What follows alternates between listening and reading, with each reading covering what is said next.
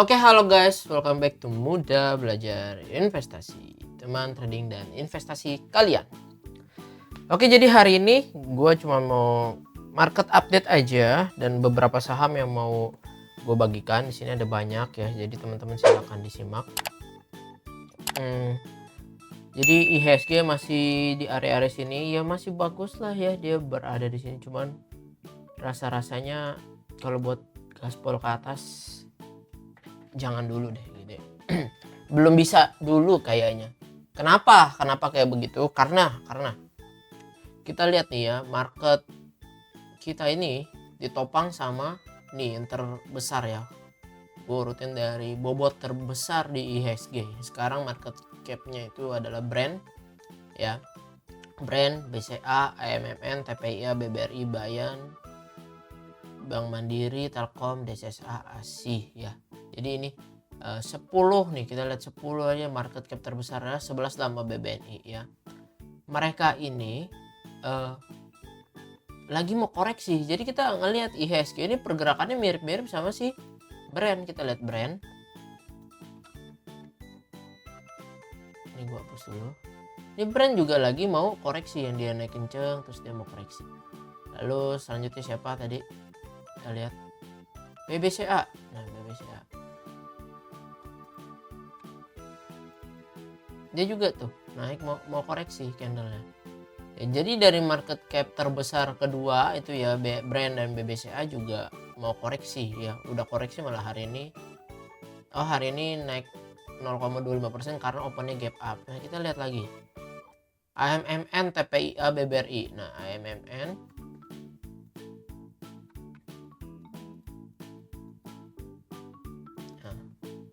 dia lagi koreksi ya. Ini kita nggak entry tuh malah ya, karena dia nggak breakout. TPIA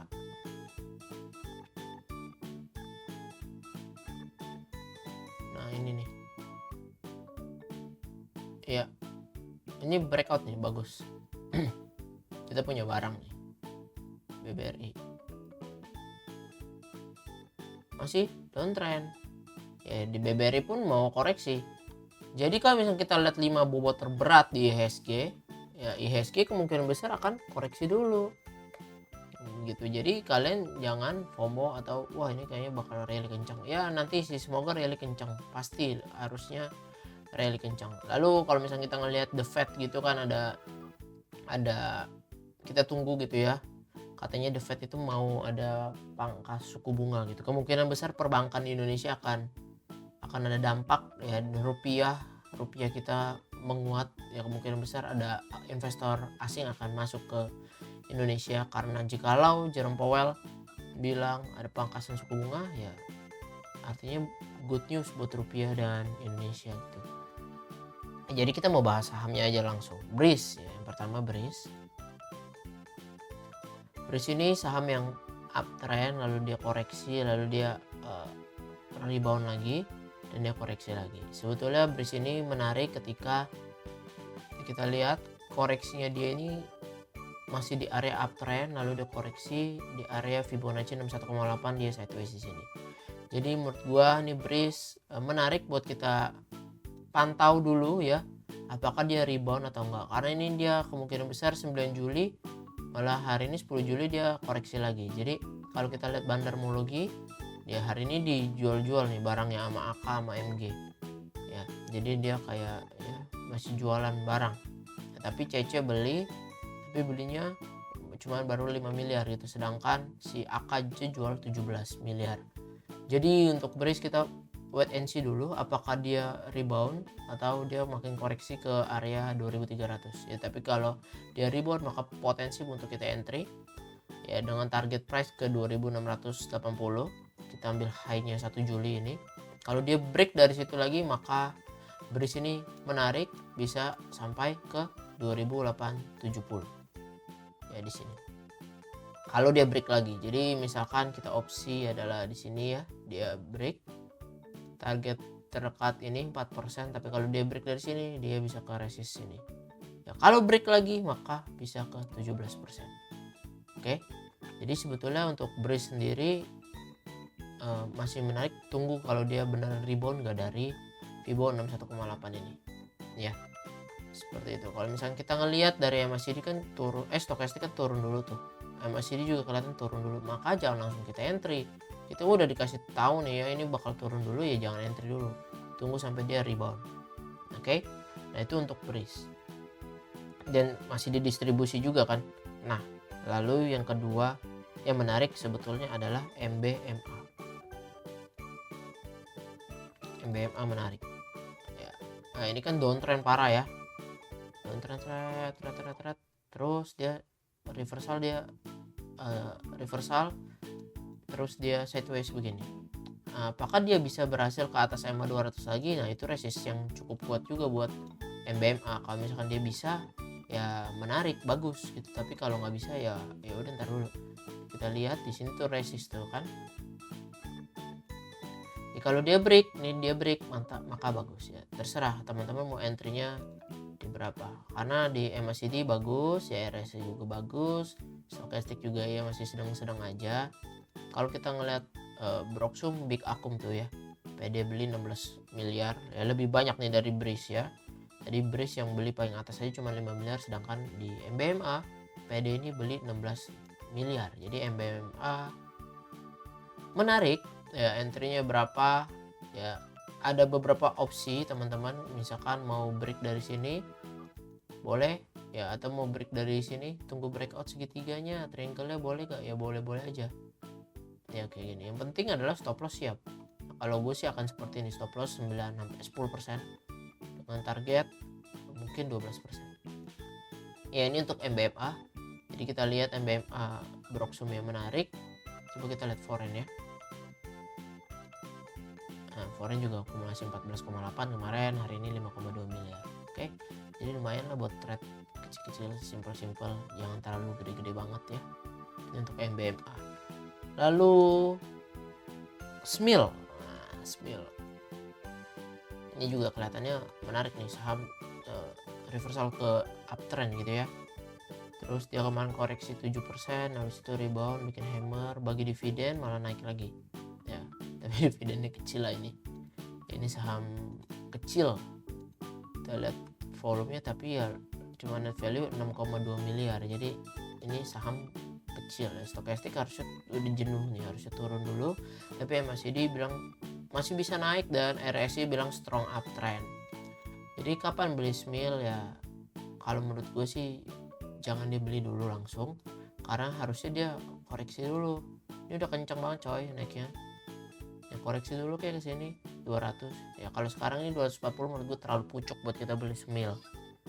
Ya jadi ini untuk SMIL silakan kalian. Tapi ini ingat, ini market value-nya ini cuma 6,2 miliar. Jadi kalau mau masuk, lu jangan masuk gede-gede gitu ya. Jangan masuk gede-gede, takutnya nggak bisa keluar. Market value-nya kurang. Nah, lalu yang menarik nih, ini harusnya nggak terlalu tipis banget ya, cuan.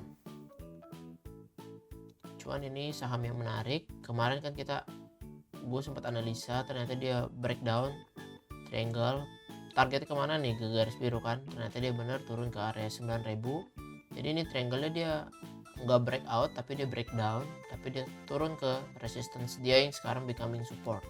Terus dia bikin candle doji kayak begini, maka ya cuan menariknya buat kita beli kapan, nanti tunggu dia breakout sini atau breakout sini ya. Silakan lah, kita lihat stokastik turun dulu, MACD masih sideways, RSI masih kuat sih. Nah kalau gue pribadi ke cuan begini, gue akan maunya tunggu dia breakout di sini ya. Honestly gue sih udah jual barang waktu di sini, udah kena trailing stop di harga 9.700 sudah kena trailing stop. Nanti kalau mau buat entry lagi kemungkinan besar akan tunggu break di sini baru entry. Kalau enggak ya. Kita lihat tuh big distribusi ya, di cuan ini lagi berlawanan nih untuk buy sama sell-nya, lagi pada ngadu ya. Jadi tunggu break sini lah 10.300 kayaknya baru kita coba entry. Kalau enggak jangan, soalnya ini high-nya 10.000, nah 10.300 lah kita baru entry ya. Jadi Tapi kalau untuk cuan ini menurut gue menarik karena dia uptrend banget. Even kalau dia turun lagi pun nggak masalah juga, karena turunnya dia masih batas wajar. Even dia turun sampai ke 8.000, ya nanti kita tinggal tunggu aja di 8.000 kita entry-nya di berapa, ya kan? 8.000 dia rebound nggak? Nah, tapi pada intinya jangan langsung beli cuan hari ini. Beberapa hari ke depan jangan. Kayaknya kemungkinan besar akan turun dulu sampai 8.000 untuk cuan. Ya, even dia sideways di 9.000 ya udah. Tapi 8.000 lebih bagus, lebih murah. Ya, lanjut ke saham berikutnya itu PTRO. Petrosi. Ya, Petrosi itu big akum, ini menarik. Hapus dulu. Ya, ini uptrend sobat, keren uptrend. Ya, dia sideways begini, ini tuh teman-teman lihat ini bikin triangle higher high, higher low terus, higher low. Terus ini dia bikin triangle. Kita tinggal tunggu apakah PTRO mau breakout atau enggak. Ya, kalau dia breakout menarik, kalau enggak dia jangan dibeli dulu. Terus kalau enggak, kalau dia breakdown sampai mana batas toleransinya? Kita lihat batas toleransinya itu sampai ke 7.500. Ya, 7.500 lah maksimal dia koreksi ya. Tapi kalau hopefully sih di 8.400 aja dia. Jadi menarik kan kalau misalkan dia di 8.400 saya turun, saya kena MA 200 terus dia rebound nge-break sini. Ini sih cakep sekali ya. Kita tinggal lihat ya, nanti kita pasang alarm ya, biar kalau dia di 8.400 kita lihat pergerakan apa yang terjadi di PTRO. Sementara sih big akumulasi ya. Nah, selama dia sideways begini, kita lihat nih dari 16 Mei sampai per hari ini itu tuh, masih ada buang barang distribusi, tapi kakak masih rutin beli di 8.500. Jadi kalau dia koreksi sampai ke 8.500, nah kita peluang lah biar harga kita sama nih kayak si kakak AZ ini tuh ya. Kita tunggu dia koreksi sampai sini PTRO, dia rebound kita entry ya. Kemungkinan besar kan itu mantap kalau kita dapat di sini. Kita dapat pas dia rebound ya, bukan angka bisa jatuh. Bisa peluang 16%-an gitu. Dengan stop loss ya, stop lossnya segini lah ya, 11%. Recent reward 1,5, tapi kalau mau stop loss lebih cepat dekat ya bisa 5% juga cukup sih. Kita ambil dari low yang di sini ya. Tapi lagi-lagi karena IHSG kemungkinan akan koreksi, kita wait and see dulu ya, tinggal tunggu dulu aja dia mau koreksinya sampai berapa lama ya. Lanjut ke saham berikutnya itu brand tadi udah kita buka ya. Di brand ini bobot yang terbesar sekarang di bursa ya. Di bursa apa yang terjadi di brand ya dia koreksi harusnya ya, karena dia kemarin masuk full call option RB dia rebound. Sekarang ya ada harus koreksi dulu lah. Dia udah naik begini kencang kan. Berapa sih habis setelah dia full call optionnya dibuka, naiknya udah 91% coy brand. Jadi ya udah dia harusnya koreksi dulu. Koreksi sampai mana? 8.750. Ya ini big distribusi tuh. Tapi AK tetap beli loh. BK jualan, AK beli. Ini kayak tuker-tukeran barang juga nih. Ya tapi AK masih average-nya 9.960. Jadi kalau even brand turun sampai ke sini ya peluang sih. Coba kita lihat ya dari low ini 10 Juni ya. Si AK penasaran deh, dia punya barang berapa sih? Oke nih, 10 Juni sampai sekarang dari terlow si AK punya barang itu 9.970. Jadi di top dia di sini. Jadi kalau dia turun sampai sini nih 9.200 atau 8.700, kita peluang buat koleksi brand ya. Karena barang kita jauh lebih murah dari AK yang dia beli 363 miliar gitu. Ya jadi ingat, karena kita bukan market maker, maka kita harus follow the market maker, follow the money ya. Jadi ini untuk brand, Stokastik bilang turun dulu, MACD juga bilang turun dulu. Jadi kita jangan main beli-beli aja ya. Tunggu dia ada tanda-tanda mau rebound. Ya kita tunggu di 8.700 brand. Ya semoga kalau dia sampai ke 8.700, menurut gue itu peluang buat kita entry karena kita dapat barang lebih murah dari AK. Oke. So sekian dulu ya teman-teman, video kita hari ini udah 6 saham yang kita bahas. Semoga ini bisa membantu teman-teman dalam menganalisa dan memilih beberapa saham yang bagus buat teman-teman entry nanti ke depannya. Mohon bantuannya, support channel ini dengan cara like, subscribe, dan nyalakan lonceng notifikasinya. Buat kalian yang mau join ke Telegram, silahkan langsung cek link di deskripsi. Di situ nanti kita akan bahas juga. Kalau mau diskusi atau tanya-tanya tentang misal request analisa saham juga silahkan langsung ke link tersebut. Oke, terima kasih semuanya. See you in the next video. Bye-bye.